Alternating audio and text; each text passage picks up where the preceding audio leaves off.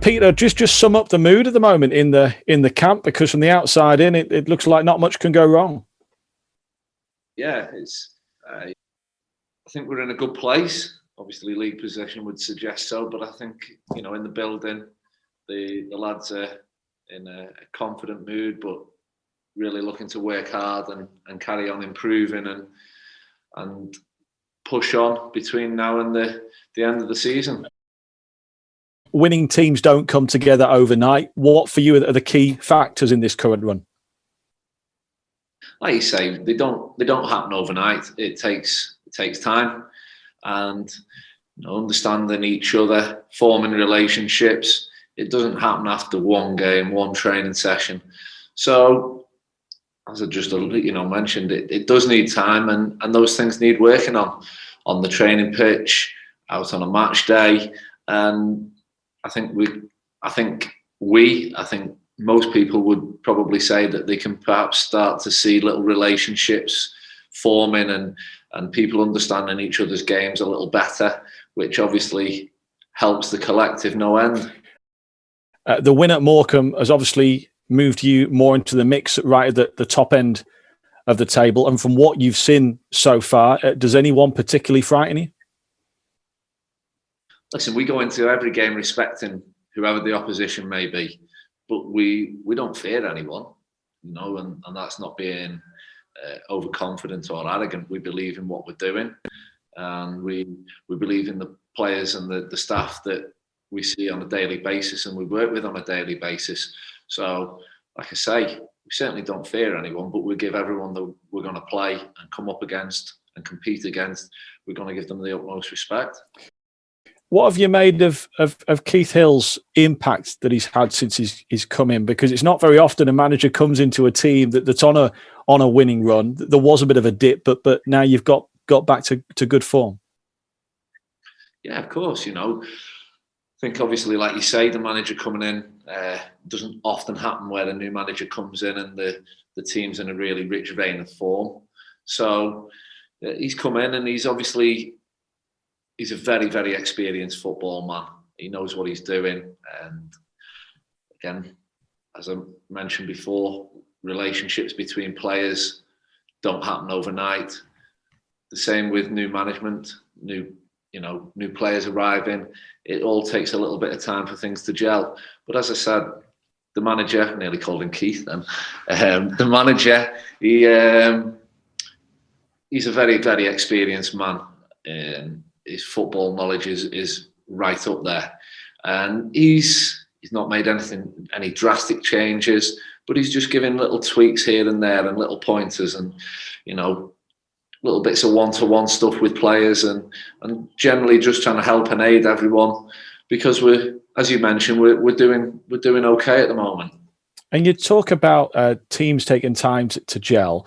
Is that harder to do at the moment with COVID? And I don't know how much you guys see each other away from the football pitch and away from the training pitch, but I'm guessing it's not as much as perhaps you'd be used to. So therefore, is it harder to sort of get a team ethic? I think obviously, we're in a situation where we're into training and there's some gym sessions. Obviously, the games are coming thick and fast, so we kind of bounce from one to another at times. But as would perhaps normally happen in a pre-season, you'd find some time to perhaps have some social time or do some sort of social activity, and just not one off, a couple of times, and maybe coming up around Christmas you get together. But all those things have obviously had to how shall I put it, go on the back burner or be put on hold as such, obviously with the current climate and the procedures and regulations we have to adhere to for COVID, which is not easy. Having said that, us as players, as people involved at the football club, I suppose we're fortunate we can come into the training ground and work almost like we would do normally. There's obviously plenty of people out there who are in a position that is not the same as ourselves and maybe finding things a little bit more difficult. And you mentioned the word experience a little bit later on and earlier on. I hope you won't be too offended when I say that you almost epitomise that in this Tranmere squad. Congratulations on reaching 800 senior appearances recently. How much did that mean to you? Thank you very much. It's very kind. Yeah, to have made over 800 appearances is brilliant. I'm quietly quite proud of the fact, but it's there's probably only been about 5 good ones in there, mine. But no, like I say, I'm quietly quite pleased, to have played so many games, and I'm proud to have performed in that many games. But it's that's nice. But what I'd really like come the end of the season is to be celebrating us being back in League One, where we should never have not been. And you're actually Tranmere's 4th most played player this year. So you may be 39, but certainly statistically, you could be 29. What's your secret? Yeah, no, I mean, I feel good. I love being out there on a Saturday or a Tuesday or whenever it may be, and I've been asked on occasions the secret. I wouldn't necessarily. There is one thing. It's probably a culmination of lots of things, to be honest with you. The training, recovery, preparing for training, preparing for matches. It's gone are the days where you could probably roll in 5 minutes before you were going to go out on the training pitch and just train as normal. So there's a level of preparation needed.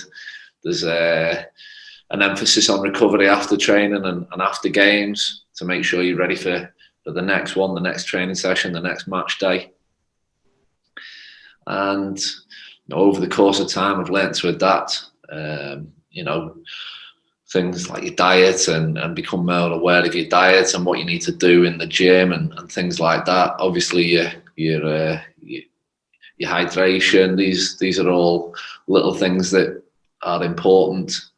So not one massive thing, but loads of little things that are all very much doable from an individual perspective. And as I say, I love being out there on a Saturday or a Tuesday or whenever it's deemed that we should be playing a match. So it's a case of doing the things through the course of the week and prior to games and post games to give myself every chance to perform to the best possible level I can do. And just finally from me, your contract ends in the summer. Have you given much thought to what might be beyond that? Yeah, I'm aware of that. Of course, as I said, I still feel good. Love going out and training. Love going out and playing games and doing everything that a 8-9-year-old Peter Clarke always ever wanted to do. So yeah, I still feel good. Still love doing going out training, doing the gym sessions, playing matches. So I still feel good, and I want to continue playing. So that's where I am at this moment in time. And as I say, as long as I feel good, then I want to keep going out there and keep playing and crack on. Good to hear. Thanks very much for your time, Peter. Pleasure, no problem. Peter, a big name's joined the club this week in the shape of David Nugent. Have you had much dealings with David down the years through your career? Have you played against him?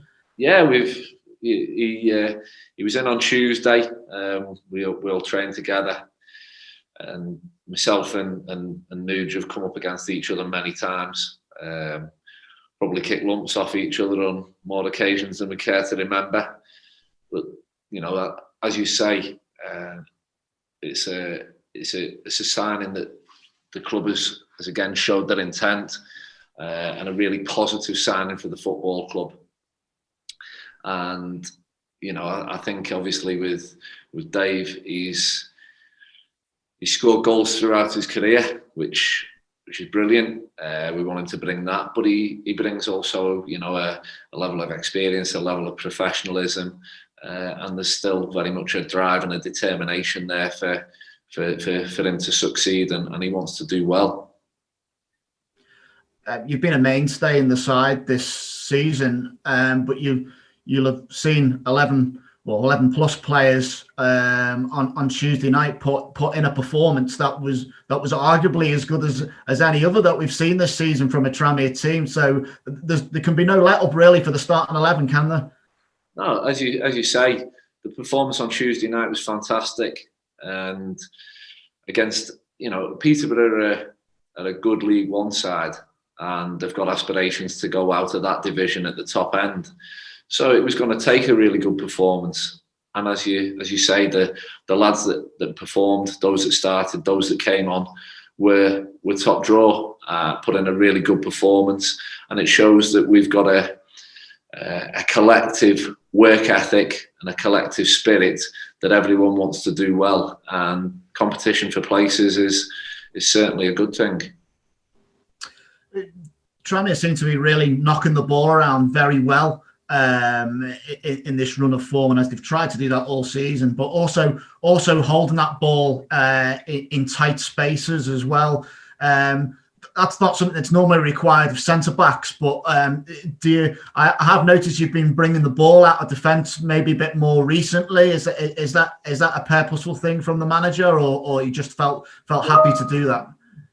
Obviously, as things changed, obviously when the Dorsey and Parky were in caretaker charge, we played a slightly different system, a slightly different shape, and the emphasis was certainly on retaining possession and keeping the ball, which from a player's point of view, everyone wants to do, and everyone enjoys being in possession of the ball, and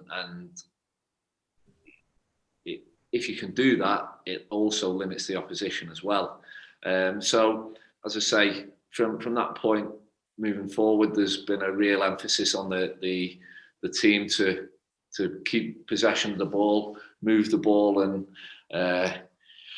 wear other teams down in that sense as well.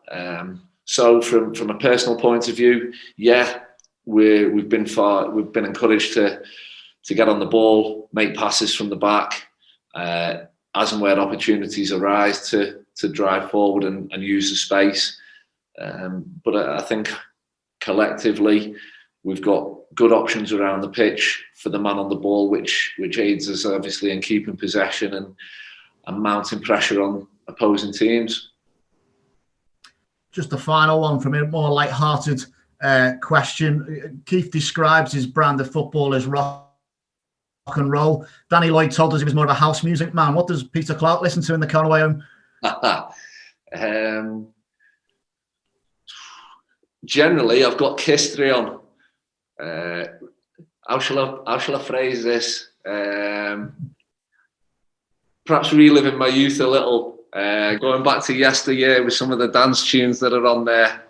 But now, my musical taste is quite varied. Anything from Luther Vandross to Bon Jovi. So I think the football we're playing at the minute, the gaffers described it as rock and roll. I'm going to say it's a little more Bon Jovi than perhaps Luther. That'll do. I thought you were going to be stuck for words there for a second, Pete, but clearly not. No, Good to see you still stuck in the 90s like myself, so that'll do. Oh, yeah. Got to. Go back to yesteryear. Relive me youth again.